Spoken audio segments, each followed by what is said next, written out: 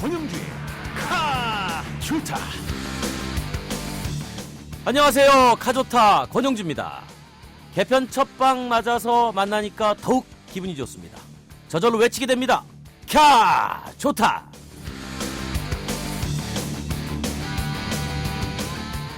차 구매를 고민하시는 분, 신차 소식에 궁금한 분들 귀 쫑긋하고 들어주시고요. 그동안 카조타 인기 코너 카스타 평전, 브랜드 스토리, 정비의 신 확대 개편했습니다. 그리고 알려지지 않은 재밌는 영화 CF 속 자동차 이야기, 추천 드라이빙 코스 등 새로운 코너도 준비했으니까 기대해 주시죠. 물론 안 들으면 손해라는 거 아시죠? 워낙 우린 인기 있으니까. 국내 최초 듣는 자동차 프로그램 YTN 라디오 권영주의 카조타. 오늘은 개편 특집으로 대담을 준비했습니다. 권영주의 카조타가 자신있게 보여주는 자동차의 미래. 카 좋다. 엔진 스타트.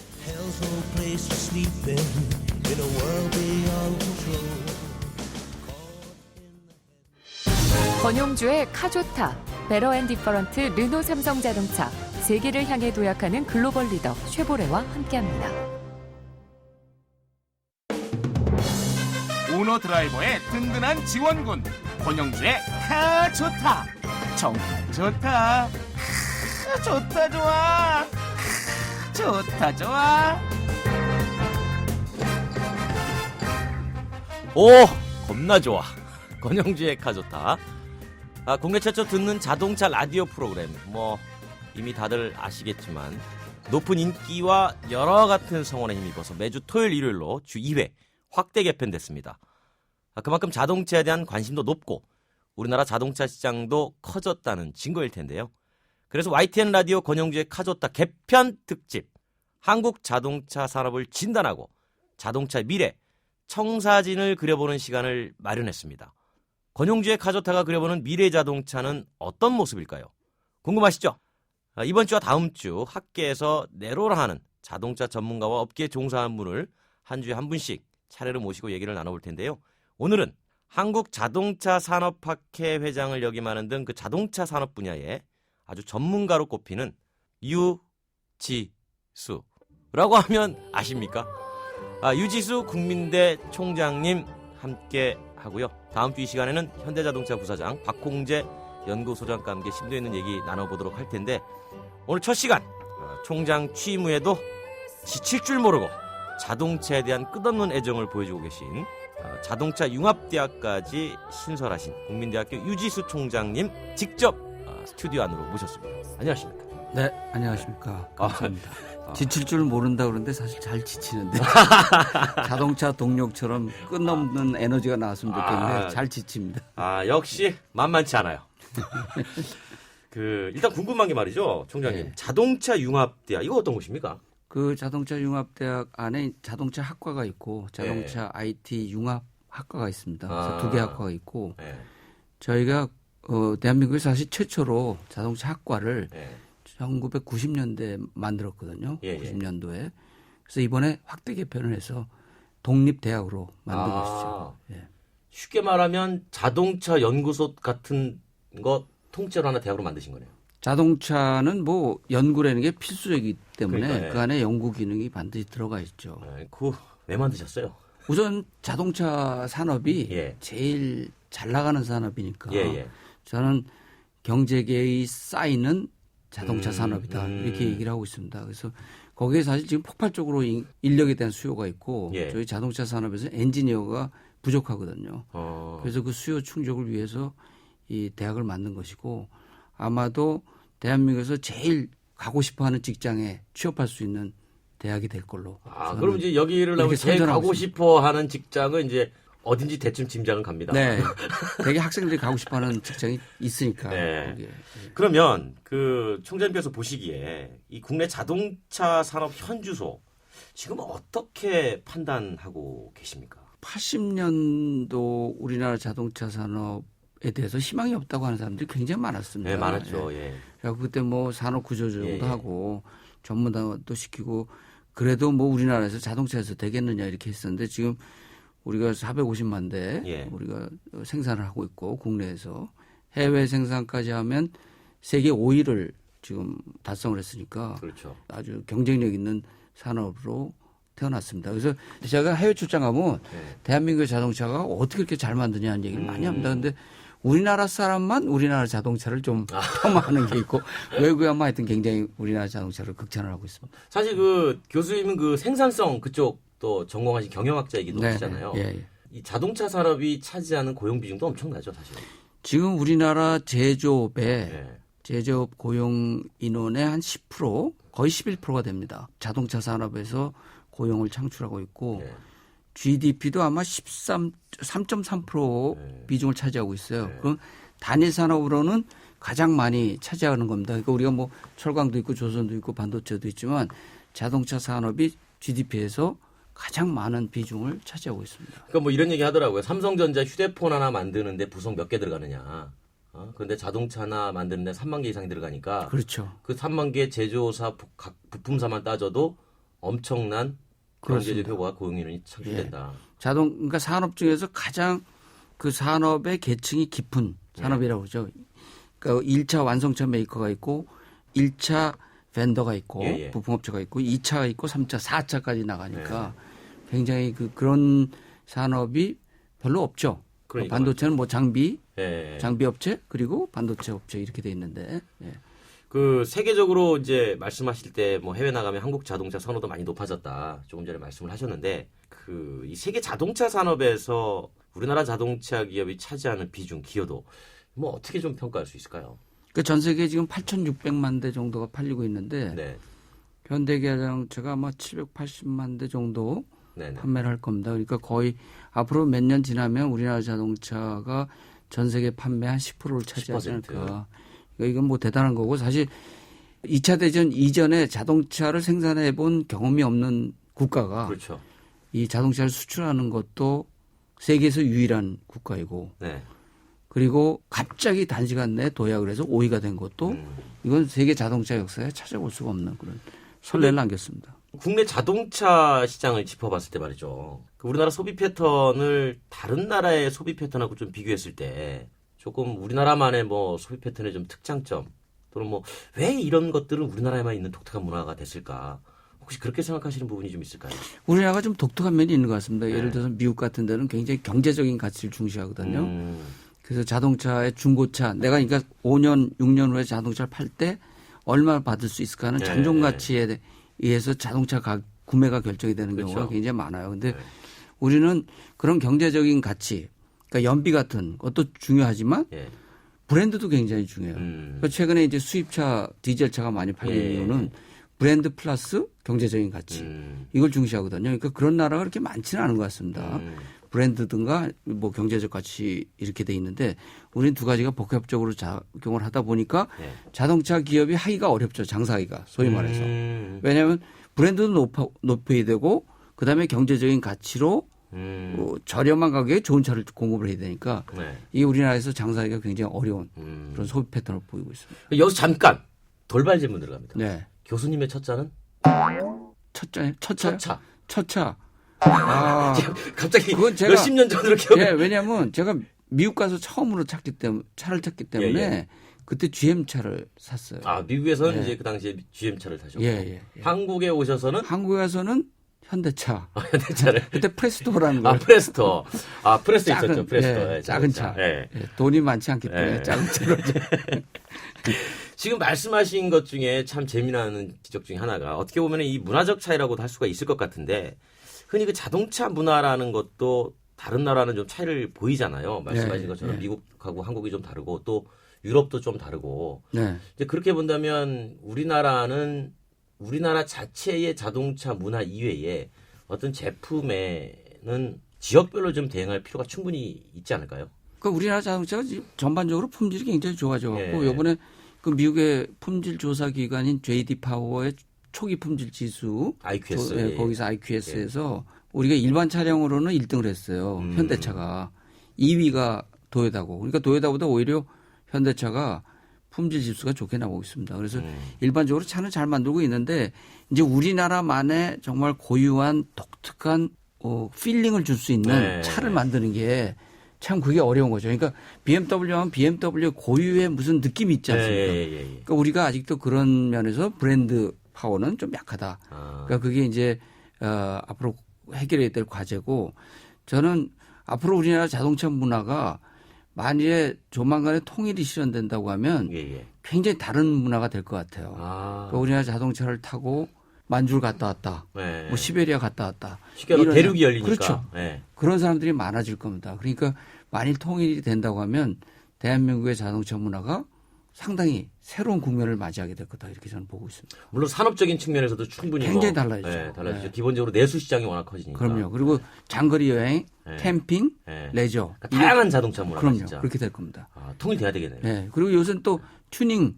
튜닝이란 영어 단어가 맞는지 틀린지 모르겠지만 하여튼 자기 개성에 맞게끔 자동차를 고치는 이게 이제 법적으로 또 보완이 됐으니까 이런 것도 굉장히 우리나라 자동차 문화를 선도하는 젊은이들의 독특한 자동차가 만들어질 것 같습니다. 근데 뭐 이런 얘기도 나오잖아요. 그러니까 물론 소비자들의 차이도 있지만 우리나라 자동차 회사들이 그동안 지나치게 대중적인 모델만 만들어 온 것 아니냐. 다양한 차종을 만들어 와야 되는데 일단 머릿속에 고정관념이 한 대를 개발하면 최소 30만 대는 팔아야 된다. 그렇죠. 그렇게 생각하다 보니까 다양한 차종을 만들어내지 못했고 시간이 흐르면서 젊은 층에게 상당한 그 불만으로 다가왔다. 이런 분석도 충분히 있을 것 같아요. 네.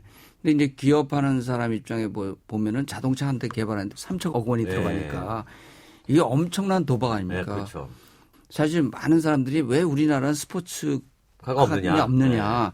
이 스포츠카가 단명하거든요, 항상. 그렇죠. 2년밖에 못 팔아먹어요.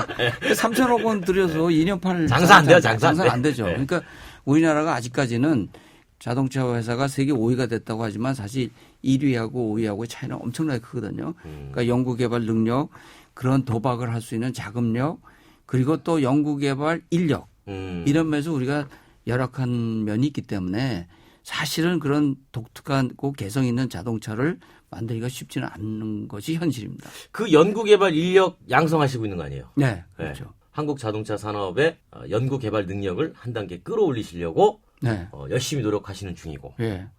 노력만 하고 있습니다. 성과는 이제 나야죠. 그래서 또 이 자리에 나오신 거 아닙니까? 네.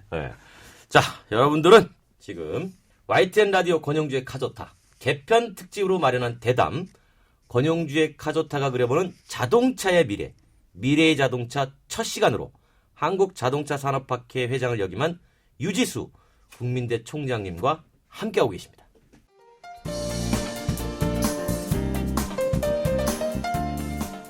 (2014) 가을 개편 특집으로 마련한 카조타가 그려보는 미래의 자동차, 자동차의 미래.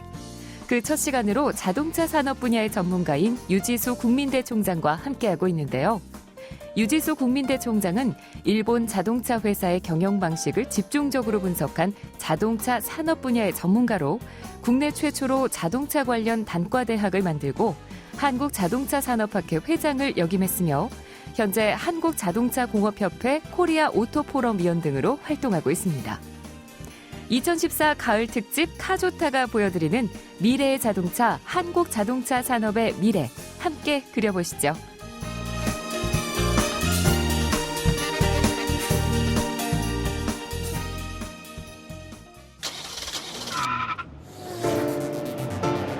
산막은 낙타, 자동차가 좋다. MR 시동, 출동, 부르릉 머플러 머플러로 날려. 인생을 밟아 달려 신나게 출겨. 국내 최초 자동차 전문 라디오 권영주의 카조타. 네, 개편 특집으로 마련한 대담 권영주의 카조타가 그려보는 자동차의 미래 첫 시간으로 유지수 국민대 총장님과 나란히 앉아서 방송을 하고 있습니다. 직접 나와서 또 말씀을 해보시니까 편하시죠? 공 기자님이 워낙 편하게 해주셔서 그럼 물어보는데 제가 편하다고 대답할 수도 없죠. 자, 사실은 우리 유지수 총장님께서 나름대로 유머 감각이 엄청나게 뛰어나신 분이에요. 유씨라서 그래요. 자, 이제 계속 이어갑니다. 국내 자동차 기업들이 사실 많은 발전을 해오지 않았습니까? 근데 현재 한국 자동차 산업이 직면한 과제, 물론 뭐 앞서도 많이 언급을 해주셨지만 무조건 잘한다고만 칭찬할 수도 있지만 사실은 잘 못하는 것도 많이 있지 않나요? 그렇죠. 네. 예. 우선 이 자동차라는 건 제일 중요한 게 기술이기 때문에 기술 개발이 핵심인데 특히 경량 소재. 경량 소재. 이쪽은 우리나라가 굉장히 약합니다. 네, 이게 커다란 과제고 예. 소재 산업이 강해야지 선진국이 될 수 있는데 네. 우리는 소재 산업이 약해요. 그러니까 그런 게 이제 자동차 쪽에도 영향을 미칠 수밖에 없습니다. 그리고 역시 또 전장화. 우리가 PC에 해당되는 걸 자동차 쪽에서는 ECU라고 하고. 그렇죠. 예.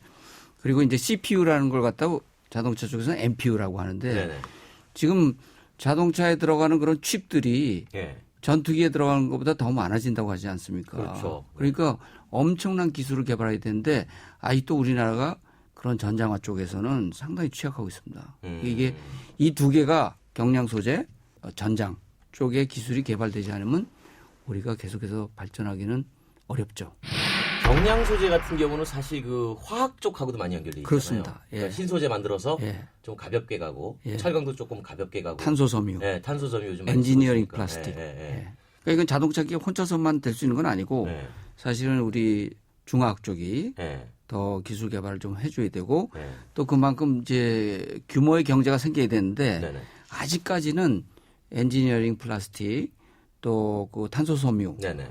이것이 자동차에서 쓰는데 아직도 한계가 있습니다. 왜냐하면 단가가 너무 높기 그렇죠. 때문에. 높으니까. 근데 적어도 매년 4%씩 수요가 증가하고 있어요. 그 네. 분야에. 예, 예. 그러니까 앞으로 빨리 그런 화학 업체들이 기술 개발하고 자동차가 더 많이 써주고 이렇게 하면 서로 상승 효과가 생겨서 기술 개발을 할 수가 있겠죠. 교수님 뭐 개인적으로 투자하실 계획은 없습니까?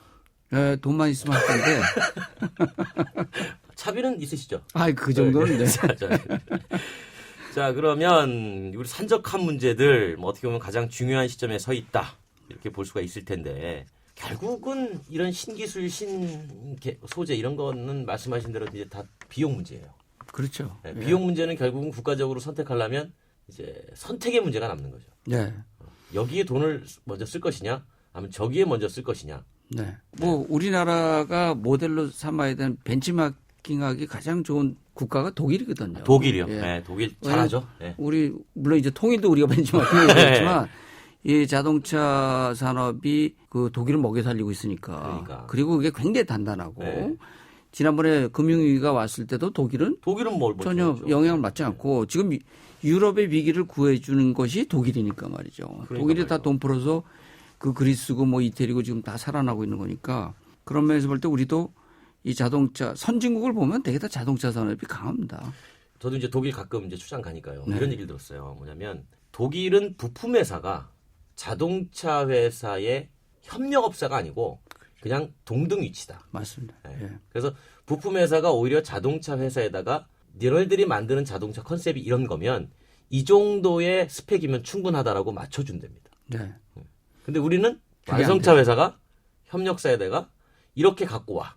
그러니까 항상 종속적인 관계가 형성이 되다 보니까 이 부품 산업 자체가 네. 크게 발전할 수 없다라는 얘기를 들었는데는 교수님 근데 어떻게 그건 보십니까? 이제 뭐 여러 가지 측면에서 생각을 해봐야 되는데 이제 기본적으로 독일은 자동차 출발이 예. 그야말로 완전히 백지에서 예. 너 여러 사람이 모였고 그렇죠. 야, 너 예, 브레이크 예, 만들어봐. 예, 뭐 예, 보시라는 맞아요. 회사도 처음에 이게 퓨엘 인젝션 그렇죠. 이거 예, 만든 그거 거거든요. 만들다가, 예.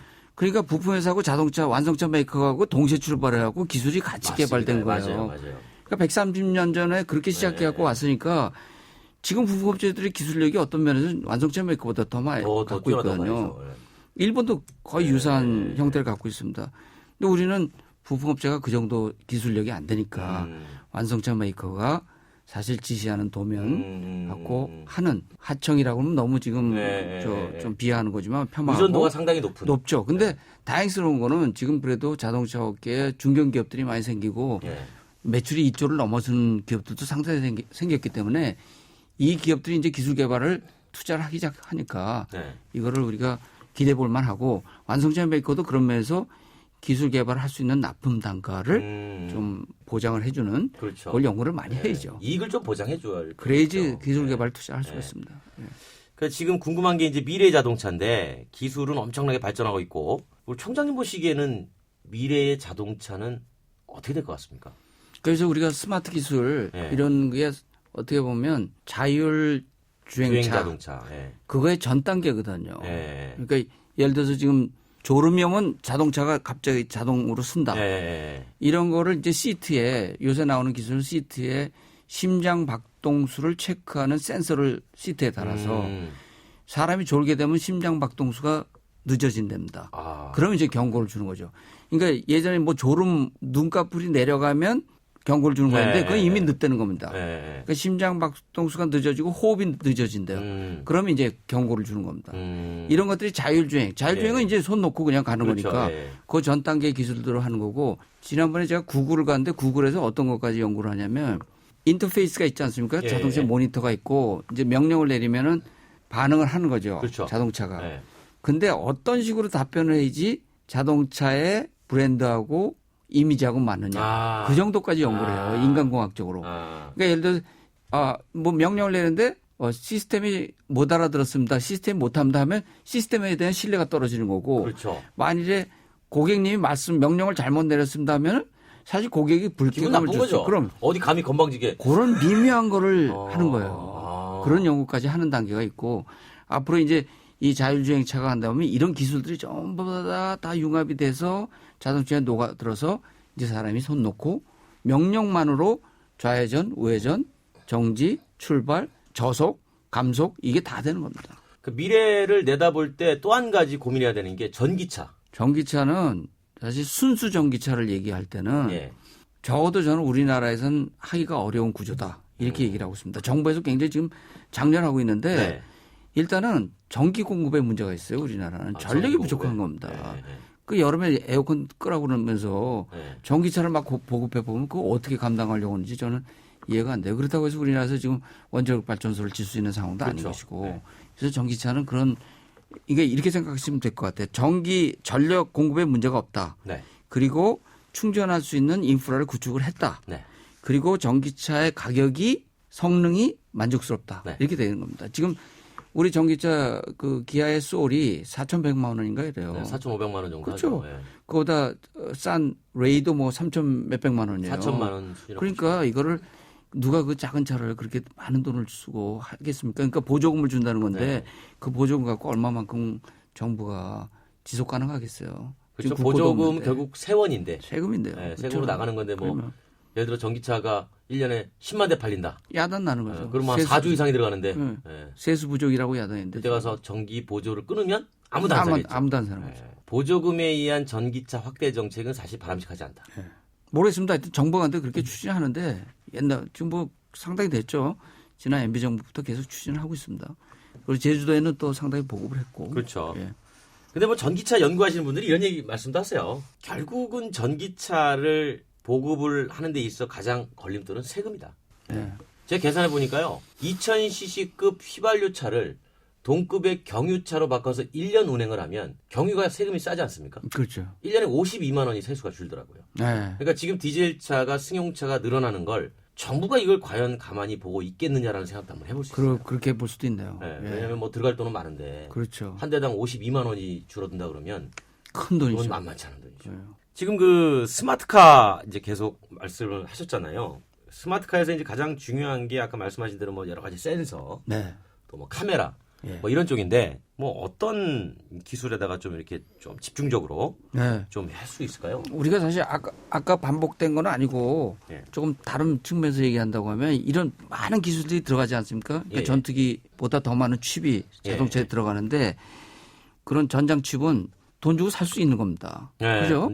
조금 비싸냐, 싸냐, 그리고 공급이 원활하냐 이 문제지. 그리고 그쪽이 기술이 종속되냐 안 되냐 이 문제지.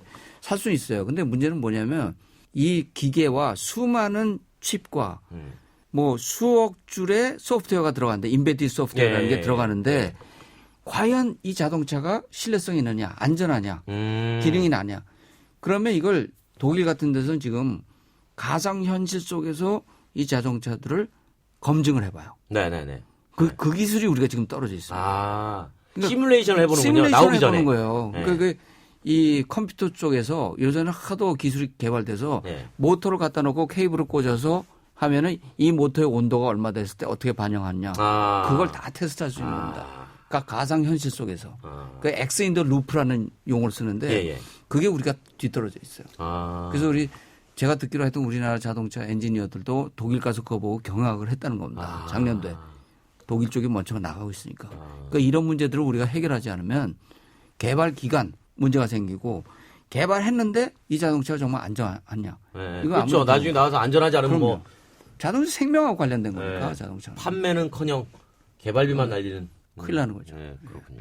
그런 기술이 우리가 지금 뒤떨어져 있습니다. 근데 그게 사실 자동차만 그렇게 스마트하게 나온다고 해서 세이프티 그러니까 안전 쪽이 이렇게 담보되는 것보다 도로나 이런 것들도 다 같이 이렇게 가야 되지 않습니까? 같이 가야 되고 네. 만약 지금 자율주행 쪽으로 간다고 하면은 인프라가 구축이 돼야 되죠. 네. 네. 자동차와 IT 융합이라고 하면 IT가 사실은 소프트웨어가 있고 ITS가 크게 볼 수가 있거든요. ITS는 통신이죠. 그러니까 이 통신망이라는 게 구축이 돼야 되는 겁니다. 네. 그렇지 않으면 자율주행이라든가 이런 안전한 운행, 예를 들어서 자동차가 약간 도로에서 밖으로 나갔을 때 네네. 어떤 데는 그 도로에 이제 선을 깔아서 네네. 그 경고음이 울리도록 네. 하는 그런 기술도 지금 연구를 하고 있거든요. 이제 물론 그 기술만 있는 건 아니지만 여하튼 그런 것들을 전부 다 우리나라에서도 지금 준비를 해야 되는 것이죠. 그럼 그 준비하려면 어떻게 해야 돼요? 정책을 만들어야 될까요? 투자를 네. 정부에서 어디에 우선순위를 두느냐. 결국 이게- 또 돈으로. 죄송합니다. 내가 사실 꺼낼 수가 없더라고요. 돈 얘기하려니까 또 돈이군요. 이럴까봐. 그래서 얘기 안 했는데 또 권 기자님이 해주시네. 결국은 이제 돈으로 지켜내는 거죠.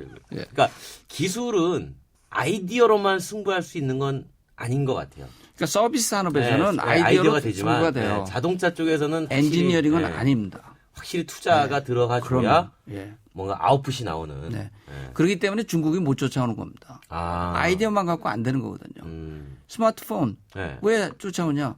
누구든지 만들 수 있어요. 네. 중국에 있는 공장에다가 스펙만 주면 다 OEM으로 공급을 받을 수 있습니다. 네. 자동차는 그게 안 되거든요. 스펙도 못 줘요. 그리고 그 자동차를 이렇게 조립한다고 돼서 하는 게 아니라 이거는 안전한지 몇 년에 걸쳐서 테스팅을 해봐야 되는 그렇죠. 겁니다. 세이프티라는 측면이 워낙 그렇죠. 강하기 때문에. 그래서 후진국들이 잘 못 쫓아가는 거고 그걸 우리나라가 쫓아갔다는 거에 대해서 엄청난 자부심을 우리가 느끼죠. 그렇군요. 그러면 이제 우리가 이런 자동차 산업을 앞으로 계속 육성을 해야 될 텐데 사실 정부나 뭐 자동차 관련 정책들 나오는 거 보면 고개가 갸우뚱되는 것들도 없지 않아 있긴 있어요. 네. 네. 네. 이걸 왜 할까? 일견에는 이런 말도 있습니다. 자동차를 관장하는 주무부처가 너무 많다.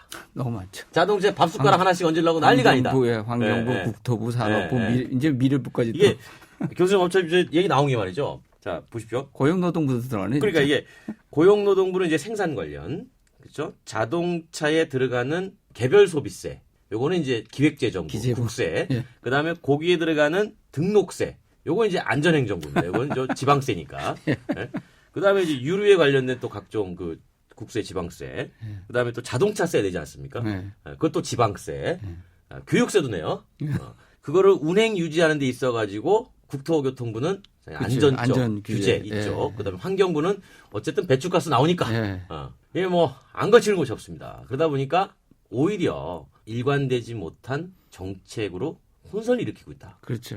예. 여기에 대해서 어떻게 보십니까? 그래서 이게 2012년에 오바마 대통령 같은 분은 자국 자동차 산업 보호하기 위한 뭐 정책들을 발표를 하고 예. 만약에 중국에 덤핑을 하면 뭐 슈퍼몰을 뭐 네. 작동하겠다 이런 얘기도 하고 일본도 지금 2020년까지 자율주행 고속도로를 만들겠다는 겁니다. 네네네. 그러니까 이렇게 다른 사실 일본에서는요 도요타의 그 기술 개발 동향하고 일본 정부의 기술 개발 동향하고 똑같대요. 그러니까 얘들이 서로 상의해서 하는 겁니다. 아니, 그래서 예. 합쳐가지고 아예 자동차 일본처럼 교통선 하나 만들든지 자동차만 하는. 그렇죠. 예. 예. 그 안에서 다 해결하자. 네. 이런 얘기도 있더라고요. 그렇죠. 네. 사실 미국도 그런 거 통일돼 있는데. 그러니까 네. 그 NHTSA 그렇죠, 이런 데서 그렇죠. 그 다 도로 하지 않습니까? 도로 뭐라고 번역을 해야 되나? 국토교통부인가? 국토교통국인가 뭐. 네, 뭐, 하여튼, 예. 예. 뭐 그런 데서 하고 일본도 뭐 운수성에서 연비 같은 건 EPA인가? 예, EPA에서 하고 환경청에서. 제가 보기엔 우리나라 통일보다도 정부 통합하는 게 더 힘들 겁니다. 제가 볼 때 산업자원부하고 국토교통부 둘이 통합하는 거죠. 자동차 하나 가지고. 자, 앞으로 한 번 더 우리가 또 이제 도약을 해야 될 텐데 이제 마지막으로 우리 자동차 기업들이 쓴소리도 한번 해주세요. 누군가 그런 글을 썼더라고요. 대학은 교육을 잘 못하고 네. 기업은 비판만 하지 산학 협력은 또 안 한다. 네. 네. 아까도 제가 독일을 벤치마킹해야 된다는 게 독일이 연구소, 대학, 기업 네. 이 네트워크가 정말 잘 돼 있어요. 어마어마하죠. 네, 어마어마해요. 그걸로 진짜. 독일이 지금 그 제조 기반을 저렇게 유지하는 네, 겁니다. 맞습니다. 우리도 이 새로운 파라다이마에 새로운 파트너십 네트워크를 해서 네. 그 안에 사실 부품업체도 다 들어가야 돼요. 네. 부품업체 지금 엔지니어 부족해서 야단입니다. 그렇죠. 연구 인력 부족해서 야단이에요. 네. 우리 대학은 뭐가 있냐면 싼 임금의 대학원생들이 있어요. 걔네들이 시험 데이터 이 데이터 테스트에서 데이터 수집하고 축적하는 걸 얘네들이 다 할 수 있는 겁니다. 독일에서 그렇게 하고 있어요. 독일이 그런 걸 도와주는 겁니다. 중소기업을. 오히려 학생들은 시습을 배우고, 그렇죠 할 수 배우고. 있고 기회를 얻을 수 네. 있고 기업은 큰 비용을 들이지 들이지 않고도 않고 얼마든지 시험을 인증 그렇죠. 검증을 할 수 있고 네. 이런 게 우리가 필요한 건데 하여튼 잘 안 되고 있어요. 이거네요. 기업이 영리를 추구하는 건 당연하지만 영리를 추구해서 좀 많이 벌었으면 그 연구 개발 쪽에 산학연에 좀 많이 좀 풀어라. 아니에요. 그건 아니고. 아니에요. 아니, 딱 잘라서 아니에요. 정말. 헛다리 짚었다. 왜냐면 돈을 벌었어요. 네. 하지만 선행기술과 미래를 위한 투자를 해야 된다. 예. 저는 기업 보고 자선하라는 건 그거는 예. 도덕적인 요구는 할 수 있지만 그거 갖다가 강제적으로 할 수는 없어요. 기업은 돈 벌지 않으면 아니, 기업이 저도 그게 그런 예. 얘기였어요. 아니 그래요? 좀 말을 좀 바꾸시는 것 같은데. 앞에 어드밴스드 글자를 빼먹은 겁니다. 알겠습니다. 유지수 국대 총리께서 직접 나오셔가지고 참 긴 시간 동안 이렇게 대담을 나누셨는데 저도 많이 배웠습니다. 근데 교수할 땐 나보고 배웠다는 사람 많지 않더니 총장 되니까 배웠다는 사람이 굉장히 많아져요. 기름 듣기는 좋습니다. 기름 좀 치는 고맙습니다. 거예요. 네. 그 워낙 그 자동차 쪽에 또 관심도 많으시고 또 국내 자동차 산업의 큰 또 나름대로 발전의 역할에 기여도 하시고 그래서 오늘 저희가 모셨는데 앞으로도 그 저희 권영주의 카조타 한국의 자동차 산업과 마찬가지로 발전할 수 있도록 많이 좀 주변에 홍보 좀 해주세요. 알겠습니다. 열심히 제가. 네, 알겠습니다. 자, 그러면 인사를 드리겠습니다. 고맙습니다. 네, 감사합니다. 지금까지 국민대학교 유지수 총장님과 얘기를 나눴습니다. 지휘자 금난세입니다. 베토벤이 후세에 위대한 음악을 남길 수 있었던 것은 악상이 떠오를 때마다 반드시 메모하는 습관 때문입니다. 최고의 음악을 위한 금난세 씨의 노력은 매일매일 양지 다이어리와 함께합니다. 나의 역사 속엔 언제나 양지 다이어리. I started this war killing Germans in Africa. Now I'm killing Germans in Germany. 역사를 바꾼 그들의 불가능한 전쟁이 시작된다. 300 of them. We never run before. Why are we gonna run now? Fire! Come on! We are on our own. Here we go. 브래드 피트, 로건 레먼, 퓨리. 11월 20일 IMAX 대개봉. 15세 이상 관람가. 당신의 아파트는 평택의 비전을 품었는가? 삼성 반도체가 선택한 평택의 개발 비전. KTX 신평택역 개통 예정으로 더 빨라지는 미래 가치. 평택 비전 프루지오. 선점하십시오. 평택의 프리미엄. 11월 오픈. 1670-7087 대우건설. 안녕하셔요? 저 비단이구만요. 알뜰한 우리 음에 가족들 챙기는 데는 아낄 줄을 몰라요. 알뜰한 주부님들 통신비만큼은 M모바일이 아껴드릴게요. 스덤폰 모델로 유심만 바꾸면 통신비가 최대 반값. 따질수록 KT 알뜰폰 M모바일. 가입문의 1899-5000번. 국내 최초로 시도하는 라디오 전용 자동차 전문 방송 권용주의 카조타. 이 프로그램은 베러앤디퍼런트 르노 삼성 자동차, 세계를 향해 도약하는 글로벌 리더 쉐보레와 함께합니다.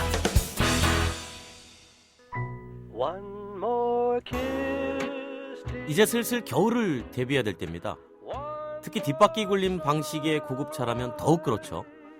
그런데 겨울에 눈이 많이 내리면 박수치는 곳이 있습니다. 바로 염화칼슘 만드는 회사죠. 하지만 염화칼슘은 차체 부식의 원인이 되기 때문에 조심해야 됩니다.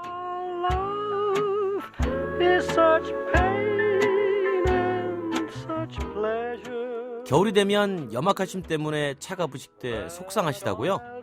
속상하신 분들을 위해서 띄워드립니다.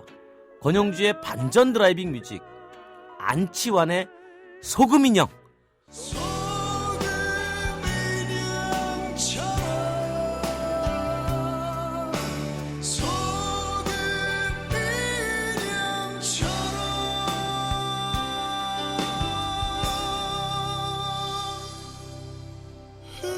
저 없이